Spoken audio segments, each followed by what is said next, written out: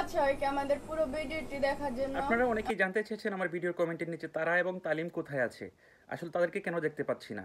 চলুন বিশ্লেষণ করে আপনাদেরকে জানিয়ে দিচ্ছি। নিঃশ্বাস বাড়িতে খুব ভালো আছেন তারা এবং তালিম।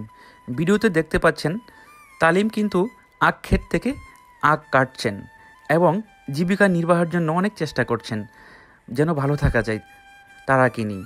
দেখতে পাচ্ছেন উনি কিন্তু গরুর জন্য ঘাস কাটছেন এবং সংসারের খুঁটিনাটি কাজ একা একাই সারছেন।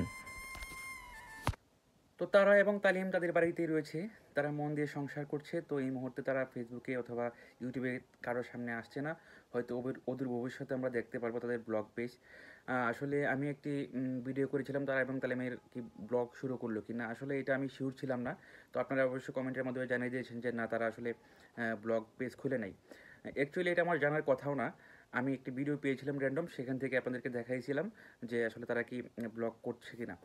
আরেকটি কথা হলো এটাই যে কয়েকদিন আগে দেখলাম যে সালাম ভাইকে তারা ফোন দিয়েছিল এবং কথা বলেছিল। কথাতে দেখলাম অনেক বিষণ্ণ, মন খারাপ। এবং আয়াতের সাথে কথা বলার সময়ও দেখলাম তারা অনেকবার বলতেছিল, কান্না করো না তুমি, আমি আসবো তোমার কাছে। তো সেই সময় আয়াতকে তার বাবা বলতে শুনছিলাম যে তোমার আন্টি পচা হয়ে গেছে, আমরা নতুন কাউকে নিয়ে আসবো। আসলে ভবিষ্যতে আমরা কি তারাকে দেখতে পারি কিনা আবার দোয়েল এগ্রুর ব্লগে, সেটাও একটা প্রশ্ন থেকেই যায়। তবে আমার মনে হয় তারা আসবে এবং এই ভুল বুঝাবুঝির অবসান হবে।